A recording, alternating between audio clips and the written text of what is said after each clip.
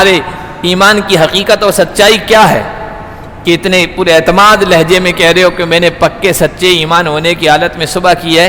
تو انہوں نے کہا یا رسول اللہ میں نے صبح اس حال میں کی ہے کہ عزفت نفسی عن الدنیا، دنیا سے مجھے کوئی دلچسپی نہیں ہے، دنیا کی محبت میرے دل کے اندر نہیں ہے۔ فَأَسْهَرْتُ لَيْلِي وَأَظْمَأْتُ نَهَارِي، اور میں اس طرح زندگی بسر کرتا ہوں کہ دن میں پیاسا رہتا ہوں یعنی روزہ رکھتا ہوں اور رات کو جاگتا ہوں، اللہ کے سامنے کھڑا ہوتا ہوں۔ وَكَأَنِّي أَنظُرُ إِلَىٰ عَرْشِ رَبِّي بَارِزًا، اور اللہ کا استحضار، اللہ کی یاد ہر وقت اس طرح رہتی ہے کہ گویا میں اپنے آنکھوں سے سامنے عرش رب دیکھ رہا ہوں، رب کا عرش اپنے آنکھوں کے سامنے دیکھ رہا ہوں۔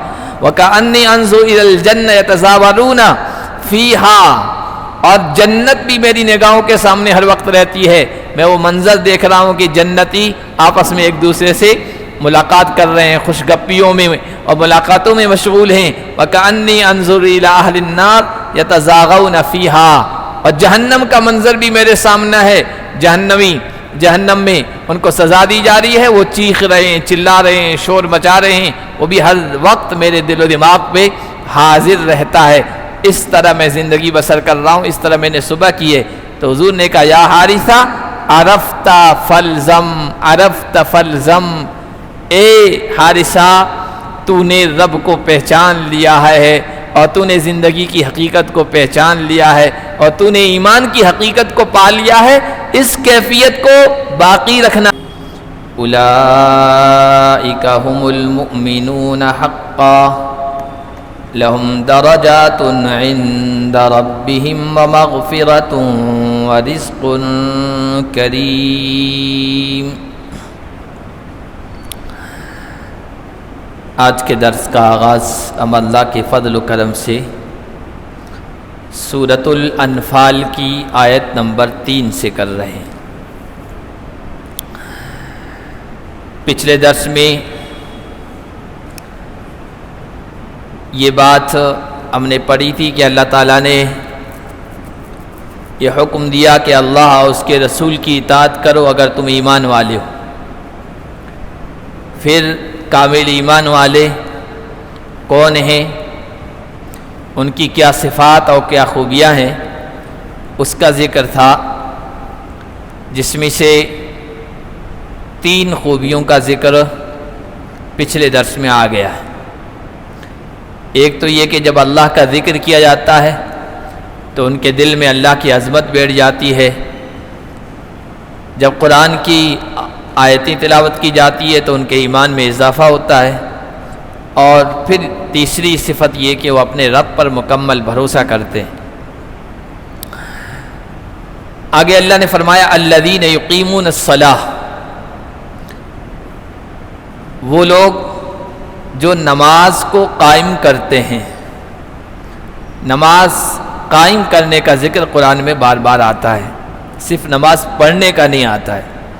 اور نماز قائم کرنے میں یہ ہے کہ نماز کی شرطوں، نماز کے واجبات، فرائض، سنتوں کا خیال کرتے ہوئے، مستحب اور افضل وقت کا خیال کرتے ہوئے خشوع اور خضوع کے ساتھ نماز پڑھنا، اور پھر اپنے متعلقین اور ماتحتوں کے بارے میں بھی فکر مند رہنا کہ وہ بھی نماز قائم کریں، یہ سب اقامت صلاۃ میں داخل ہے، اقامت صلاۃ کے اندر آتا ہے۔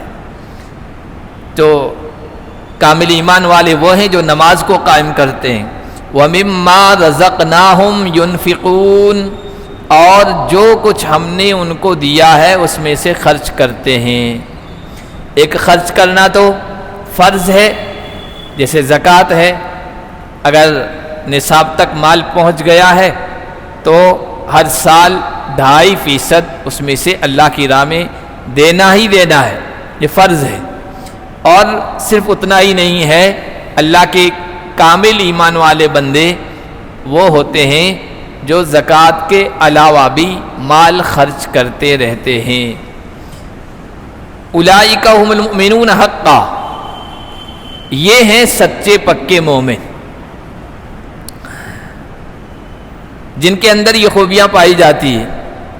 حضرت حارثہ ایک صحابی ہیں، اللہ کے نبی صلی اللہ علیہ وسلم کے پاس سے وہ گزرے تو وہ کہتے ہیں اللہ کے نبی صلی اللہ علیہ وسلم نے مجھے روکا اور کہا کیف اصبحت یا حارثہ، یا حارثہ تو نے صبح کیسے کی؟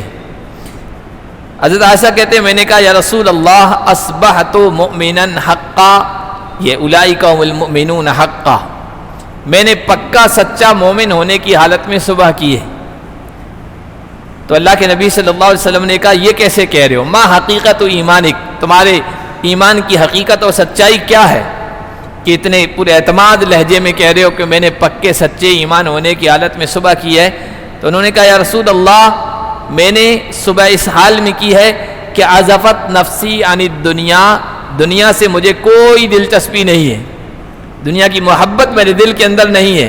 فاسحرت لیلی واظمأت نہاری، اور میں اس طرح زندگی بسر کرتا ہوں کہ دن میں پیاسا رہتا ہوں، یعنی روزہ رکھتا ہوں، اور رات کو جاگتا ہوں، اللہ کے سامنے کھڑا ہوتا ہوں۔ وَكَأَنِّي أَنظُرُ إِلَىٰ عَرْشِ رَبِّي بَارِزًا، اور اللہ کا استحضار، اللہ کی یاد ہر وقت اس طرح رہتی ہے کہ گویا میں اپنے آنکھوں سے سامنے عرش رب دیکھ رہا ہوں، رب کا عرش اپنے آنکھوں کے سامنے دیکھ رہا ہوں۔ وَكَأَنِّي أَنظُرُ إِلَى الْجَنَّةِ يَتَزَاوَرُونَ فِيهَا، اور جنت بھی میری نگاہوں کے سامنے ہر وقت رہتی ہے، میں وہ منظر دیکھ رہا ہوں کہ جنتی آپس میں ایک دوسرے سے ملاقات کر رہے ہیں، خوش گپیوں میں اور ملاقاتوں میں مشغول ہیں۔ وَكَأَنِّي أَنظُرُ إِلَىٰ أَهْلِ النَّارِ يَتَزَاغَوْنَ فِيهَا، اور جہنم کا منظر بھی میرے سامنے ہے، جہنمی جہنم میں ان کو سزا دی جا رہی ہے، وہ چیخ رہے ہیں، چلا رہے ہیں، شور مچا رہے ہیں، وہ بھی ہر وقت میرے دل و دماغ پہ حاضر رہتا ہے۔ اس طرح میں زندگی بسر کر رہا ہوں، اس طرح میں نے صبح کی ہے۔ تو حضور نے کہا یا حارثہ عرفت فالزم، عرفت فالزم، اے حارثہ تو نے رب کو پہچان لیا ہے اور تو نے زندگی کی حقیقت کو پہچان لیا ہے اور تو نے ایمان کی حقیقت کو پا لیا ہے، اس کیفیت کو باقی رکھنا ہے۔ 3 مرتبہ حضور نے کہا ہے۔ تو یہ جو اللہ نے ان اہل ایمان کے بارے میں کہا نا، اولئک هم المؤمنون حقا، جن کے اندر یہ خوبیاں پائی جائے گی وہ پکے مومن ہیں۔ حضرت حارثہ کے بارے میں بھی حضور نے یہی کہا تم بھی حق سچ پکے مومن ہو۔ لہم درجات عند ربہم ومغفرۃ ورزق کریم، ایسے لوگوں کے لیے ان کے رب کے یہاں درجات ہیں، اللہ ان کو بہت بلند مقام عطا کرے گا۔ ایک درجہ نہیں کا، درجات، ایمان والوں کے جنت کے اندر بھی درجات ہیں، ایسا نہیں کہ سب کو ایک ہی جنت کے اندر داخل کر دیا جائے گا، جنت میں بھی کیٹیگریاں ہیں، طبقے ہیں، درجات ہیں۔ ایک حدیث میں آیا اللہ کے نبی صلی اللہ علیہ وسلم نے بیان فرمایا صحابہ کے سامنے کہ جو اللہ پر ایمان لے آیا، نبی کی تصدیق کی، نبی کو سچا جانا، نماز قائم کی، روزہ رکھا، اب اس کے لیے کوئی پرواہ نہیں ہے وہ اللہ کے راستے میں جائے یا اپنی جس جگہ پر وہ پیدا ہوا ہے وہیں رہے اور یہ کام کرتا رہے، اس کو جنت مل جائے گی۔ تو صحابہ بہت خوش ہوئے، کیا یا رسول اللہ یہ خوشخبری ہم اہل ایمان کو نہ سنا دیں؟ تو حضور نے کہا کہ خوشخبری تو سنانی ہے، لیکن اتنی ہی سناؤ گے تو پھر تو بس اسی پر بس کر کے رہ جائیں گے کہ ہم نے نماز قائم کر لی، نماز پڑھ رہے ہیں، روزہ رکھ رہے ہیں، اللہ پر ایمان ہے، بس جنت پکی ہے۔ صرف جنت کے حاصل کرنے کی فکر نہیں ہونی چاہیے، جنت کے اندر درجات ہیں۔ پھر حضور نے فرمایا کہ جنت کے اندر درجات ہیں اور ہر 2 درجوں کا درمیان اتنا فاصلہ ہے جتنا زمین و آسمان کے درمیان فاصلہ ہے۔ ان درجات کو حاصل کرنے کی کوشش کرو۔ وہ بلند درجات کس کو ملیں گے؟ کہ اللہ کے راستے میں جہاد کرنے والوں اور اپنی جان و مال کو قربان کرنے والوں کو، تو وہ درجات کو بھی حاصل کرنے کی کوشش کرنی چاہیے، لوگوں کو یہ بھی بتاؤ۔ تو فرمایا ان کے رب کے پاس ان کے لیے درجات ہیں، ومغفرۃ، اور اللہ کی طرف سے بخشش ہے، ورزق کریم، عزت کی روزی ہے۔ جنت کی نعمتیں یہ عزت کی روزی ہے۔ 3 اللہ تعالیٰ نے ان کے لیے انعام عطا فرمائے ہیں، ایک رب کے ہاں بڑے درجات ملیں گے، بخشش ہو جائے گی، اور بہترین روزی کا اللہ نے ان کے لیے بندوبست کر رکھا ہے۔ کما اخرجک ربک من بیتک بالحق، جیسا کہ تیرے رب نے تجھے اپنے گھر سے، تمہارے گھر سے حق کے ساتھ نکالا ہے۔ جیسا کہ یہ کیوں کہا، اس کو کہتے ہیں تشبیہ، اردو میں عربی میں تشبیہ کہتے ہیں، یعنی اوپر جو سچے پکے مومنوں کے لیے اللہ نے 3 وعدے کر رکھے ہیں نا، یہ 3 وعدے سچ ہو کے رہیں گے، مل کے رہیں گے، یہ 3 انعام مل کے رہیں گے۔ اسی طرح پکے سچے ہیں جیسے کہ، چونکہ یہ سورہ انفال پہلے درس میں بتایا جا چکا ہے، غزوہ بدر کے بعد نازل ہوئی ہے۔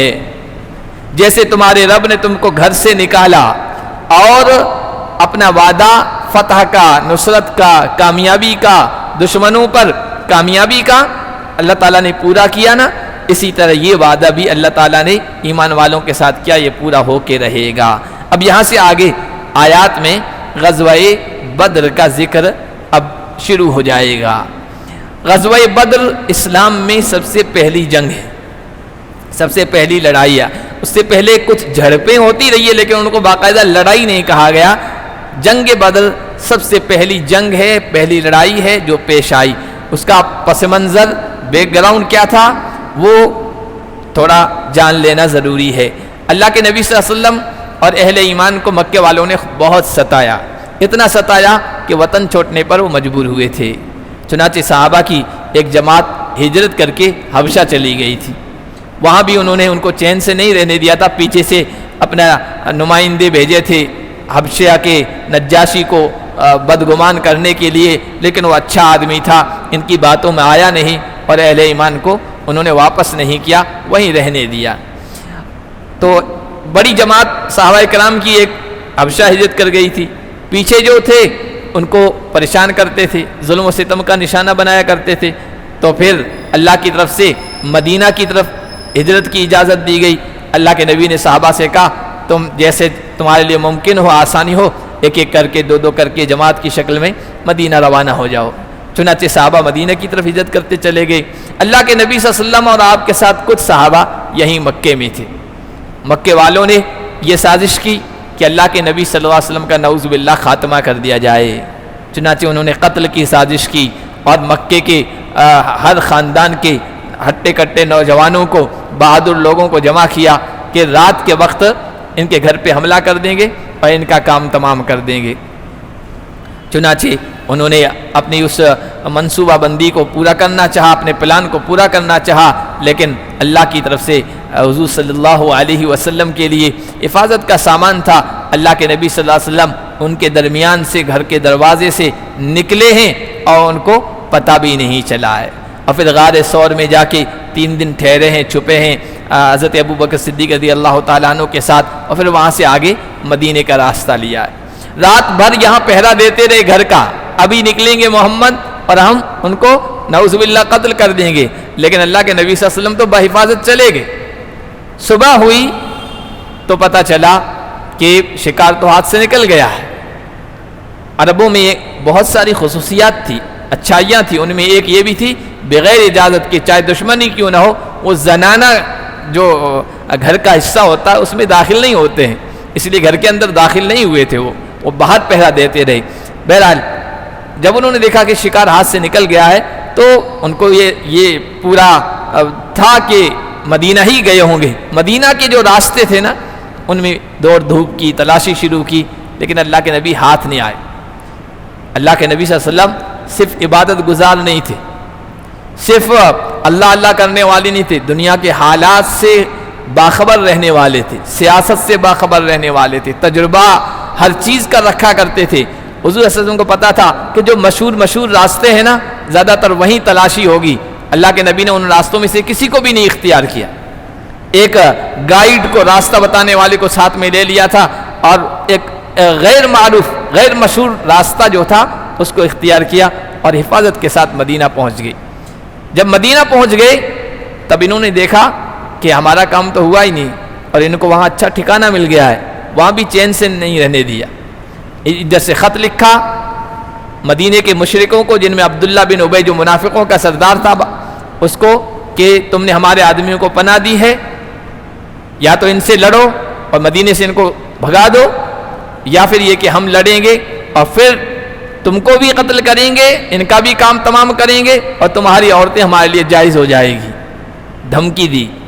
تو مکہ کے مدینہ کے مشرک انہوں نے کچھ سوچا کہ ہاں ان کے ساتھ یہ معاملہ کیا جائے، مدینہ سے نکال دیا جائے، لیکن اللہ کے نبی صلی اللہ علیہ وسلم نے فرمائش کی، سمجھایا تو ان کی سمجھ میں آ گیا، اور اللہ کے نبی صلی اللہ علیہ وسلم اور اہل ایمان کے بارے میں انہوں نے لڑائی کا ارادہ ترک کر دیا، چھوڑ دیا. اور پھر اللہ کے نبی صلی اللہ علیہ وسلم نے ایک سمجھداری یہ کی تھی کہ مدینہ پہنچتے ہی وہاں کے اہل ایمان، مشرک یعنی بت پرست مورتی پوجا کرنے والوں اور یہودیوں کو سب کو اکٹھا کیا کہ بھائی اب مدینہ ہمارا وطن ہے، ہم وطنی بھائی ہیں، وطن کے اعتبار سے ہم سب ایک ہیں. معاہدہ کر دیا اور لکھت میں معاہدہ کیا اور سب کو پابند کر دیا. اس میں یہ طے کیا تھا کہ مدینے سے باہر کی کوئی طاقت مدینے پر حملہ آور ہوگی تو ہم سب مل کر اس کا مقابلہ کریں گے، کوئی بغاوت نہیں کریں گے. چنانچہ یہودی ہوں چاہے مشرک ہو، وہ سب اس معاہدے کے پابند ہو گئے. جب پابند ہو گئے، یہ خبر مکے والوں کو پہنچی، اس لیے معاہدے میں ان کو جکر دیا ہے محمد نے، تو اور آپے سے باہر ہو گئے. انہوں نے بڑی جنگ کی تیاری شروع کر دی کہ اب زبردست وار کرنا ہے اور ختم کرنا ہے. چنانچہ اس کے لیے انہوں نے یہ طے کیا کہ جنگی ہتھیار جمع کیے جائیں. چھوٹے موٹے ہتھیار تو وہیں تیار ہوتے تھے، لیکن وہ آپس کی لڑائیوں کے لیے کافی ہوتے تھے. بڑے ہتھیار اس وقت بھی، جس طرح اس وقت بھی اب معمولی ہتھیار ہر ملک اپنے لیے تیار کرتا ہے، لیکن خطرناک جنگی جہاز اور بہت ساری چیزیں جنگ کی، وہ جو سپر پاور طاقتیں ہوتی ہیں، بڑی طاقتیں، ان سے لینا ہوتا تھا.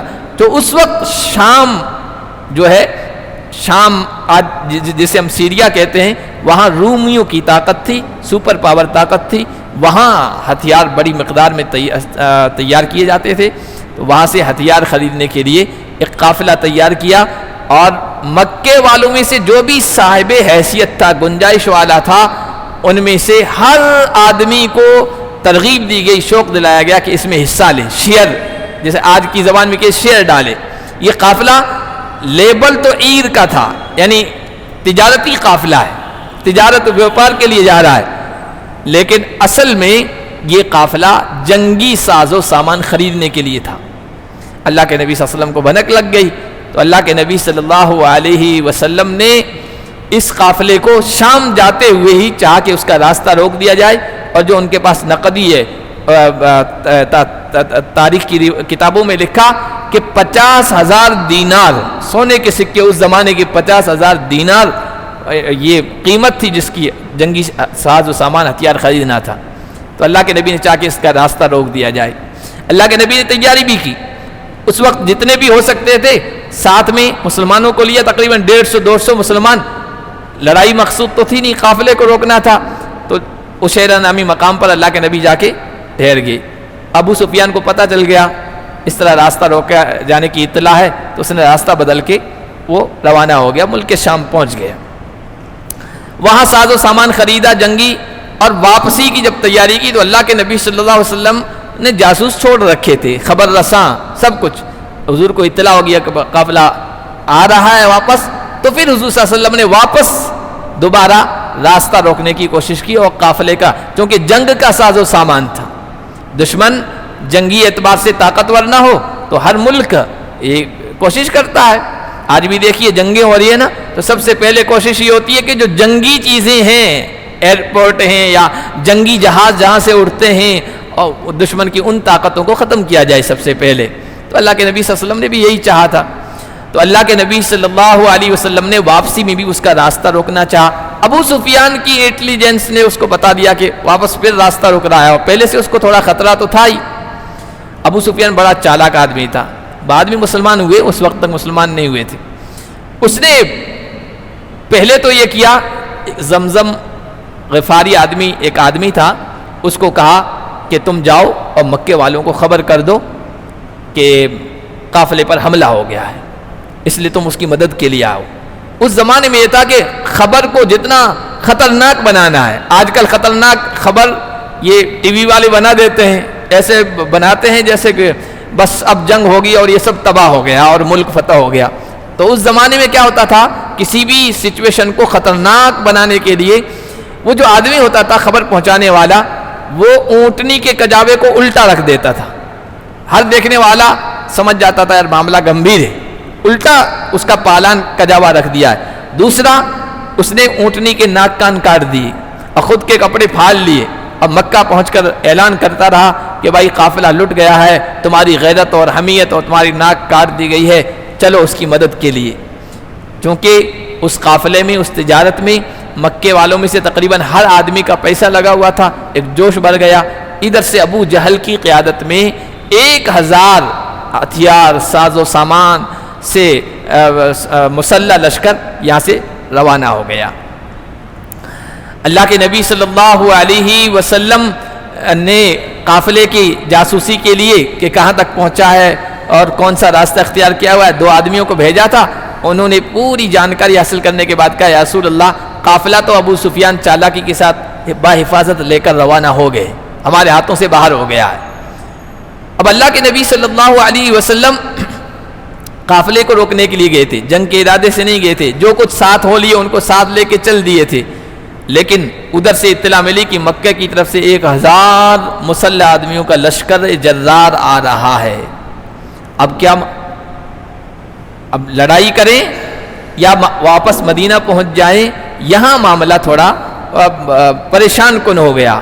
چونکہ اللہ کے نبی صلی اللہ علیہ وسلم جب مدینہ آئے تھے تو انصار مدینہ سے یہ بات طے ہوئی تھی، مدینے میں رہ کر اگر باہر کی کوئی طاقت حملہ کرتی ہے تو انصار نے کہا ہم کھل کر ساتھ دیں گے، یہ معاہدہ ہوا تھا. لیکن مدینے سے باہر نکل کر لڑائی ہو اس میں ساتھ دیں گے، یہ بات کوئی نہ حضور نے کی تھی نہ انصار کی طرف سے آئی تھی. اس لیے حضور کے دل میں کوئی بات تھی کہ پتہ نہیں اب لڑائی کے لیے لوگ تیار ہوں گے یا نہیں. اس وقت حضور صلی اللہ علیہ وسلم نے مشورہ کیا کہ کیا کرنا چاہیے. حضرت ابوبکر صدیق کھڑے ہو گئے، کہا یا رسول اللہ ہم جانیں قربان کریں گے، لڑیں گے. پھر حضرت عمر کھڑے ہو گئے، انہوں نے بھی ایسی جانثارانہ فدایانہ ولولہ انگیز تقریر کی. حضور خوش ہوئے، دل مسرت سے جھوم اٹھا. لیکن یہ دونوں تو مہاجر صحابی تھے، مکہ کے تھے. حضور تو انصار کی رائے معلوم کرنا چاہتے تھے، ان کے جذبات کیا ہیں. تو حضرت مقداد ابن اسود تھے، وہ کھڑے ہو گئے. انہوں نے کہا یا رسول اللہ ہم موسیٰ کی قوم کی طرح نہیں ہیں جنہوں نے کہا تھا تم اور تمہارا رب جاؤ لڑائی کرو، ہم تو یہیں بیٹھے رہیں گے، جب فتح ملے گی تب ہم آئیں گے. ہم ان میں سے نہیں ہیں، آپ جہاں تک لے جانا چاہیں ہم آپ کے دائیں بائیں آگے پیچھے لڑیں گے اور کافروں کا مقابلہ کریں گے. پھر بھی اللہ کے نبی چاہتے تھے کہ انصار کا کوئی بڑا معزز سردار کھڑا ہو اور وہ تائید کرے. حضرت سعد نے کہا یا رسول اللہ آپ کا رخ، آپ کی گفتگو کا رخ ہماری طرف ہے. کہا حضور نے کہا ہاں. حضرت سعد کھڑے ہوئے اور انہوں نے بھی ولولہ انگیز تقریر کیا رسول اللہ ہم تو سب کچھ آپ کے اوپر قربان کر دینے کے تیار ہیں، جو آپ کا حکم ہوگا سر آنکھوں پر. اللہ کے نبی خوشی سے جھوم اٹھے، بہت خوش ہوئے اور کہا کہ اب چل نکلو. خوشخبری ہو، اللہ تعالیٰ 2 جماعتوں میں سے ایک جماعت کا اللہ نے وعدہ کر دیا، یا تو لشکر سے مقابلہ کرائے گا یا قافلہ تمہارے ہاتھ میں پکڑوائے گا اور وہ مال تمہارے ہاتھ میں مل جائے گا. اللہ نے خوشخبری دے دی ہے، فائدہ ہی فائدہ حاصل ہوگا. چلو اللہ کی خوشخبری پر چل پڑو. چنانچہ صحابہ کرام رضوان اللہ علیہ مجمعین ابھی چلے تو ہیں قافلے کو روکنے کے لیے، لیکن قافلہ بہرحال نکل گیا. یہاں پہنچے ہیں بدر کے میدان میں، جہاں ادھر سے ابو جہل بدر کے میدان میں پہلے پہنچ چکا تھا. پانی والا جو علاقہ تھا وہ قبضہ کر لیا تھا، مضبوط مٹی والا جو علاقہ تھا اس جگہ انہوں نے اپنے ڈیرے ڈال لیے تھے. ابو جہل کو بھی ابو سفیان نے پیغام بھیج دیا تھا کہ بھائی میں تو حفاظت کے ساتھ اب نکل گیا ہوں، محفوظ راستہ اختیار کر کے تم اب واپس آ جاؤ. تو ابو جہل نے خنس میں کہا نہیں ہم واپس نہیں جائیں گے، اب نکل پڑے ہیں، بدر میں جائیں گے، عیش عشرت کریں گے، مزے اڑائیں گے، اور گانے بجانے والی سب ساتھ لیے تھے، 3 دن تفریح کریں گے اور اس کے بعد واپس آئیں گے، یہ اس نے کہا. چنانچہ وہ لشکر بھی بدر میں پہنچ گیا، ادھر سے مسلمانوں کا لشکر بھی بدر میں پہنچ گیا. اور اس طرح سوچ بھی نہیں سکتے تھے کہ لڑائی ہوگی، اور لڑائی ہو گئی. مسلمانوں تو لڑائی کے ارادے سے آئے بھی نہیں تھے. ابو جہل کا تو بہرحال لشکر پورا لڑائی کے ارادے سے آیا تھا، ساز و سامان کے ساتھ آیا تھا، جنگی ہتھیار لے کے آیا تھا. تو اللہ تعالیٰ نے اس کے بارے میں کہا کہ وَإِنَّ فَرِيقًا مِّنَ الْمُؤْمِنِينَ لَكَارِهُونَ، مومنوں کی ایک جماعت ناپسند کر رہی تھی. حضور نے جب یہ کہا نا کہ بھائی قافلہ تو تقریباً اب ہمارے ہاتھ سے نکل گیا ہے، تجارتی قافلہ، ادھر سے لشکر آ رہا ہے اب اس سے لڑنا ہے یا نہیں لڑنا، اس کا مقابلہ کرنا ہے یا نہیں کرنا ہے. تو مسلمانوں کی ایک جماعت نے کہا، چونکہ لڑنے کے ارادے سے تو آئے نہیں تھے، ہتھیار بھی پاس بھی نہیں تھے، تعداد بھی کم تھی، اس لیے فطری طور پر یہ تو ایک انسان کے نیچر میں اللہ تعالیٰ نے رکھا ہے، مزاج میں رکھا ہے، یہ کوئی ایمان کے منافی نہیں ہے. کامل ایمان کے کہ بھائی کامل ایمان والا وہ ہے جو تعداد سے ڈرے نہ، جنگی جہاز اوپر سے بم گرا رہے ہو اور وہ کھڑا رہے میدان میں، نہیں، ڈرتا ہے، ہر آدمی ڈرتا ہے، فطری طور پر ڈرتا ہے. حالات جب خراب ہوتے ہیں، یہ ایمان کے مخالف چیز نہیں ہے، ایمان کی مخالف کیفیت نہیں ہے. تو ان صحابہ کی ایک جماعت نے یہ کہا، یا رسول اللہ ہم قافلے کو روکنے کے ارادے سے آئے تھے، قافلہ تو نکل گیا، لڑنے کے ارادے سے نہیں آئے تھے، اور ابھی حالات بھی ایسے نہیں ہیں، تعداد کم ہے، ساز و سامان نہیں ہے، چونکہ صرف 2 گھوڑے تھے، 70 اونٹ تھے اور 313 کے قریب لوگ تھے، اور باری باری سوار ہو رہے تھے، اور لڑنے کے لیے کچھ نہیں ساز و سامان، اور ادھر پورے لشکر ساتھ میں تھا، ہتھیار ساتھ میں تھے. اس لیے ہمیں واپس چلا جانا چاہیے، لڑنا نہیں چاہیے. یہ اللہ نے اشارہ کیا اسی کی طرف. مومنوں کی ایک جماعت ناپسند کر رہی تھی، یجادلونک فی الحق، حق کے بارے میں آپ سے جھگڑ رہے تھے، بحث کر رہے تھے، اصرار کر رہے تھے، یا رسول اللہ لڑیے مت، اس کو کہا کہ جھگڑ رہے تھے. بعدما تبینا، اس کے بعد کہ صورتحال واضح ہو گئی تھی، کانما یساقون الی الموت، ایسا لگ رہا تھا کہ وہ موت کی طرف ہکائے جا رہے ہیں اور اپنے آنکھوں سے دیکھ رہے ہیں کہ اب ہم موت کا لقمہ بن رہے ہیں. وَإِذْ يَعِدُكُمُ اللَّهُ إِحْدَى الطَّائِفَتَيْنِ، اور جب اللہ تم سے وعدہ کر رہا تھا 2 جماعتوں میں سے ایک جماعت کا. دیکھیے حضور سے اللہ نے وعدہ کر لیا تھا کہ دونوں جماعتوں میں سے ایک جماعت سے مقابلہ ہوگا. اب کون سی؟ اب فتح بھی ہوگی، فتح بھی ملے گی، کامیابی بھی ملے گی. اسی لیے حضور نے کہا تھا اب خوشخبری ہو، چل پڑو اللہ کے حکم سے، لیکن صاف طور پر نہیں کہا تھا کون سی جماعت سے مقابلہ ہوگا. وَتَوَدُّونَ أَنَّ غَيْرَ ذَاتِ الشَّوْكَةِ تَكُونُ لَكُمْ، اور تم چاہ رہے تھے کہ شان و شوکت والی، کانٹے والی جماعت کے علاوہ، کانٹے والی جماعت کون؟ جس کے پاس ہتھیار تھے، ابو جہل والی جماعت، اس کے علاوہ دوسری جماعت سے مقابلہ ہو جائے، قافلے سے ہو جائے، نہ ان کے پاس زیادہ ہتھیار ہیں، نہ افراد ہیں، اور نہ ہمارے، ہم دونوں برابر ہیں، مقابلہ ہو جائے گا. وَيُرِيدُ اللَّهُ أَن يُحِقَّ الْحَقَّ، اور اللہ چاہتا تھا کہ اللہ حق کو حق کر کے واضح کر دے، حق کو ثابت کر دے اپنے فیصلوں سے، اور کافروں کی جڑوں کو کاٹ دے. تم تو یہ چاہتے تھے قافلے سے مٹبھیڑ ہو جائے، اللہ کا ارادہ یہ تھا کہ نہیں، یہ پہلی جنگ ہو رہی ہے اور سامنے مضبوط تعداد والا، ساز و سامان والا لشکر ہے، کمزور مسلمانوں کو اس طاقت والے لشکر سے لڑا دیا جائے، تبھی تو پتہ چلے گا کہ حق کدھر ہے. اور اللہ اس طرح ہر زمانے میں کر کے دکھاتا ہے. اور بات یاد رکھیں، حق کو اس طرح کی صورتحال کی ضرورت نہیں ہے کہ اس کو ثابت کیا جائے، حق تو حق رہے گا، چاہے شکست ہو تب بھی حق تو حق ہی رہے گا. یہ بات یاد رکھیں. مسلمانوں کو شکست بھی ہو جائے نا، تبھی مسلمان حق پر ہے، باطل باطل پر ہے. لیکن کبھی کبھی حالات اللہ تعالیٰ اس طرح پیدا کر دیتے ہیں کہ ایمان والوں کا حوصلہ بڑھ جاتا ہے، ایمان بڑھ جاتا ہے، یقین میں اضافہ ہو جاتا ہے، اور ایمان مضبوط ہو جاتا ہے کہ واقعی ایمان والوں کے ساتھ اللہ کی مدد اسی طرح رہتی ہے.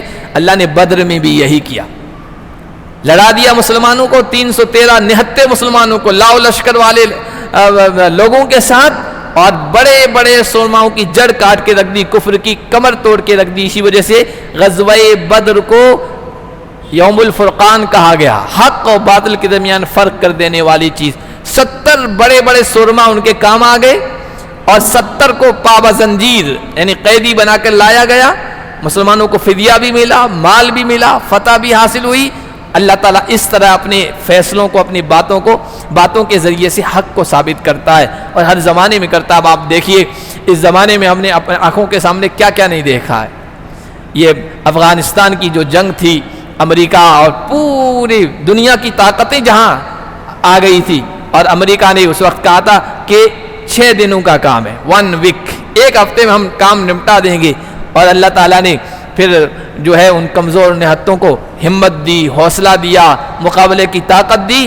1 ہفتے کا ارادہ رکھنے والا 20 سال تک وہاں رہا ہے، اور پھر لنگوٹی چھوڑ کے بھاگا ہے. وہ منظر بھی ہم نے اپنے آنکھوں سے دیکھے، اور جب وہ خبریں آ رہی تھی تو کیسے ہمارے ایمان میں اضافہ ہو رہا تھا، کیسے اللہ نے مدد فرمائی. تو اللہ اسی طرح حق کو ثابت کرتا ہے.